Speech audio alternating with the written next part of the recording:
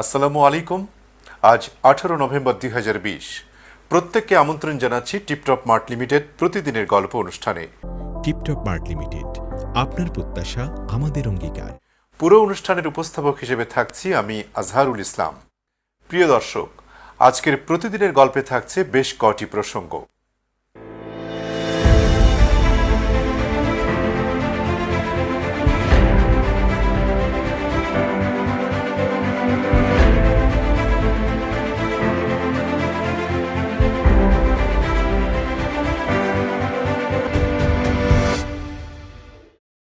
মার্কিন পররাষ্ট্রমন্ত্রী Mike Pompeo তার আসন্ন মধ্যপ্রাচ্য সফরে তুরস্কের প্রেসিডেন্ট রিসেপ তাইয়েপ এরদোয়ানের সাক্ষাৎ চেয়ে প্রত্যাখ্যাত হয়েছেন। ফ্রান্স এবং মধ্যপ্রাচ্যের 6 দেশ সফরে আসছেন মাইক পম্পেও।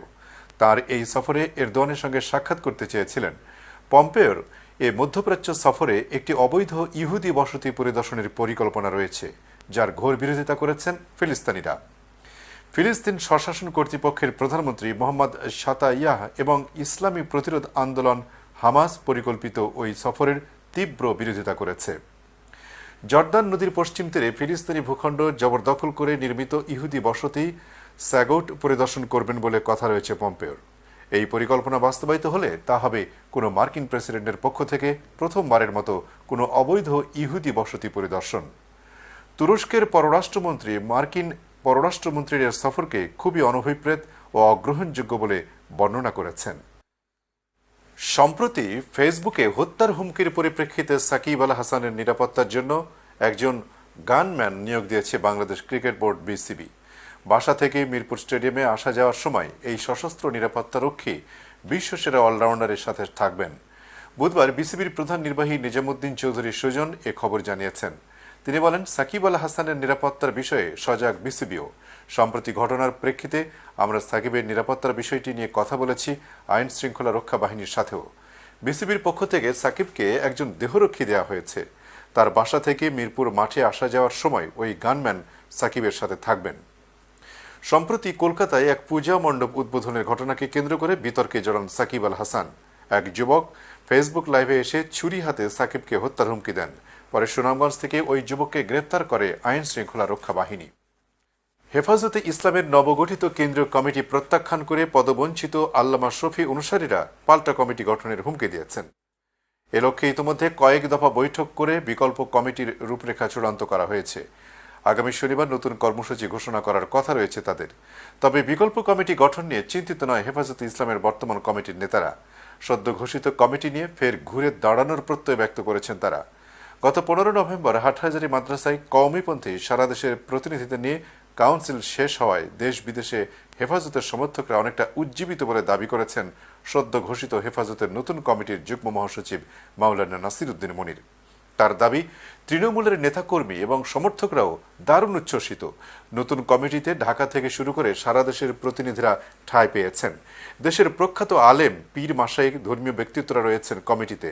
অল্প সময়ের মধ্যে দেশব্যাপী জেলা উপজেলা পর্যায়ে নতুন কমিটি গঠনের মাধ্যমে ঢেলে সাজানো হবে অরাজনৈতিক এই সংগঠনকে। নতুন পথচলায় গতি ফিরবে এমন প্রত্যাশা হেফাজতের এই শীর্ষ নেতার। অন্যদিকে আল্লামা শফির অনুসারী পদবঞ্চিতরা কয়েকদিনের মধ্যে করণীয় ঠিক করে নতুন কর্মসূচি দিতে যাচ্ছেন বলে একটি সূত্র নিশ্চিত করেছে। সদ্য বিলুপ্ত কমিটির যুগ্ম মহাসচিব মঈনুদ্দিন রাহি বলেন, আগামী শনিবার ঢাকায় আমাদের নেতাকর্মীদের সঙ্গে নিয়ে একটি বৈঠক অনুষ্ঠিত হওয়ার কথা রয়েছে।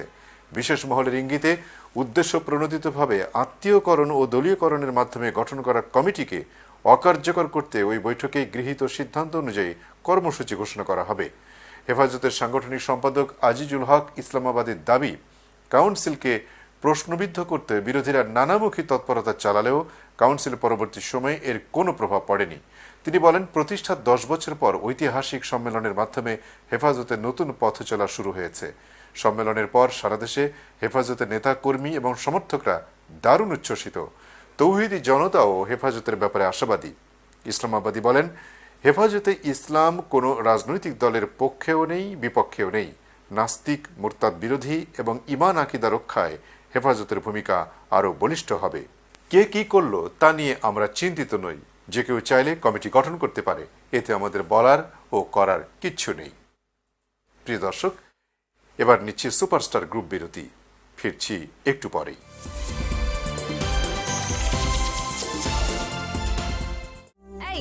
বলছি বোর্ড দেখে লেখা তুলতে। বাবা, আমি ভালো মতো দেখতে পাচ্ছি না। কম আলোই হতে পারে চোখের ক্ষতির একটি কারণ। ব্যবহার করুন সুপারস্টার এলইডি, যা দেয় সঠিক মাত্রার আলো। আমাদের আগামী বেড়ে উঠুক আলোয় আলোয়। টিপটপ মার্ট লিমিটেডে আপনাকে স্বাগতম। টিপটপ মার্ট লিমিটেড ই-কমার্স ভিত্তিক বিশ্বস্ত অনলাইন প্রতিষ্ঠান। দেশসেরা ডার্মো কসমেটিক্স ব্র্যান্ড হিসেবে টিপটপ মার্ট লিমিটেডের সুনাম রয়েছে। নিশ্চিন্তে আপনার ত্বকের জন্য আমাদের দেশসেরা আধুনিক ও নিরাপদ পণ্য ব্যবহার করতে পারেন। টিপটপ মার্ট লিমিটেড বিভিন্ন দেশ থেকে বিএসটিআই কর্তৃক অনুমোদিত পণ্য আমদানি করে থাকে। আমাদের সেবাসমূহ ব্রণ, ব্রণের দাগ, ব্রণের গর্ত, মেস্তা, চুল পড়া, খুশকি, হোয়াইটেনিং, স্লিমিং, নানাবিধ ত্বকের সমস্যার সমাধানে সেবা দিয়ে থাকে। আমাদের রয়েছে রাজধানী শহর ঢাকাতে 2টি শোরুম। প্রয়োজনে সরাসরি যাচাই করে পণ্য ক্রয় করতে পারেন। এছাড়াও দেশে বিদেশে কুরিয়ার সার্ভিসের মাধ্যমে পার্সেল নিতে পারেন। টিপটপ মার্ট লিমিটেডের রয়েছে কাস্টমার কেয়ার সেন্টার।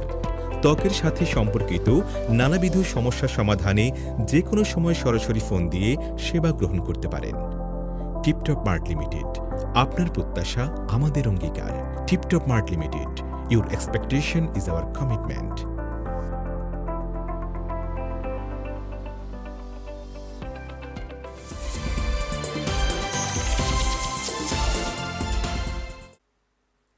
স্বাগত আবারও প্রত্যেকে আমন্ত্রণ প্রতিদিনের গল্প অনুষ্ঠানে। কাশ্মীর বিশ্ববিদ্যালয়ের ইতিহাসে এই প্রথম সবাইকে চমকে দিয়ে বিশ্ববিদ্যালয়ের ইসলামিক স্টাডিজের স্নাতকোত্তর পরীক্ষায় শীর্ষস্থান অধিকার করলেন রাজস্থানের শুভম যাদব।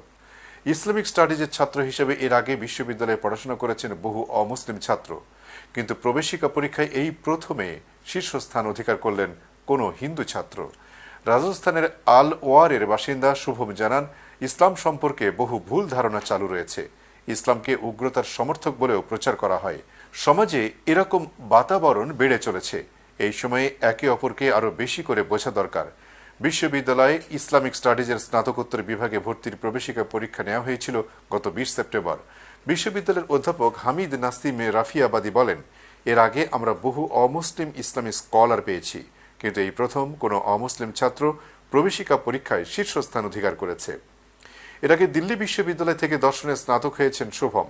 কলেজে থাকতে থাকতেই ইসলাম সম্পর্কে তার আগ্রহ জন্মায়। স্নাতক হওয়ার পরই ঠিক করে ফেলেন ইসলাম নিয়ে আরও পড়াশোনা করবেন। তারপরেই কাশ্মীর বিশ্ববিদ্যালয়ের প্রবেশিকা পরীক্ষা দেন। ভবিষ্যতে IAS অফিসার হতে চান শুভম। প্রকৃতিতে শীত নামায় বুধবার থেকে আবার মামলার শুনানিতে কালো কোট পরছেন বিচারক ও আইনজীবীরা। দেশে করোনা ভাইরাস সংক্রমণের প্রেক্ষাপটে গত 3 মাস কালো কোট ও গাউন পরা ছাড়া সাদা শার্ট, ব্যান্ড পরে মামলায় অংশ নিতেন আইনজীবীরা। আজ সকাল থেকেই শারীরিক উপস্থিতি ও ভার্চুয়াল মাধ্যমে চলা আদালতে কালো কোট পরে উপস্থিত হতে দেখা যায় বিচারক ও আইনজীবীদের। তবে এখনও করোনার সংক্রমণ থাকায় স্বাস্থ্যবিধির বিবেচনায় কোটের ওপরে গাউন পরা বাধ্যতামূলক করা হয়নি। কোর্ট ড্রেসের বিষয়ে সুপ্রিম কোর্টের রেজিস্ট্রার জেনারেল মোহাম্মদ আলী আকবরের স্বাক্ষরিত বিজ্ঞপ্তিতে বলা হয়েছে, আসন্ন শীত মৌসুমে সুপ্রিম কোর্টের উভয় বিভাগের বিচারপতিরা শারীরিক উপস্থিতিতে এবং ভার্চুয়াল পদ্ধতিতে মামলা শুনানিকালে টার্নড আপ সাদা কলার ও সাদা ব্যান্ড সহ সাদা শার্ট ও প্যান্ট, শাড়ি বা সালোয়ার কামিজ এবং কোট পরিধান করবেন। আর সুপ্রিম কোর্টের আইনজীবীরা শারীরিক উপস্থিতিতে এবং ভার্চুয়াল পদ্ধতিতে মামলা শুনানিকালীন টার্নড আপ সাদা কলার ও সাদা ব্যান্ড সহ সাদা শার্ট ও প্যান্ট, শাড়ি বা সালোয়ার কামিজ এবং কালো কোট, শেরওয়ানি পরিধান করবেন। গত আগস্টে করোনা ভাইরাস সংক্রমণ ঝুঁকির মধ্যে আদালত চলায় স্বাস্থ্যবিধির কথা বিবেচনা করে আইনজীবী ও বিচারকদের কালো কোট ও গাউন পরা ছাড়াই সাদা শার্ট ও প্যান্ট, শাড়ি বা সালোয়ার কামিজ পরে মামলার শুনানিতে অংশ নেওয়ার সুযোগ দিয়ে বিজ্ঞপ্তি জারি করা হয়। তারপর থেকে গত 3 মাস শারীরিক উপস্থিতিতে এবং ভার্চুয়াল পদ্ধতিতে মামলার শুনানিকালে কোট ও গাউন ছাড়াই অংশ নিয়েছেন বিচারক এবং আইনজীবীরা। দর্শক, এরই সাথে শেষ করছি প্রতিদিনের গল্পের আজকের গল্প। chanceTV.press বাংলাদেশের ইউটিউব জার্নালিজমের অগ্রদূত। ভিজিট করুন এর ওয়েবসাইট www.chanceTV.press, ইউটিউব youtube.com/chancetvpress এবং সাবস্ক্রাইব করুন চ্যানেলটি। নিয়মিত লাইক, কমেন্ট ও শেয়ার করে আপডেট রাখুন নিজেকে। ভালো থাকুন, নিরাপদে থাকুন। শুভেচ্ছা নিরন্তর।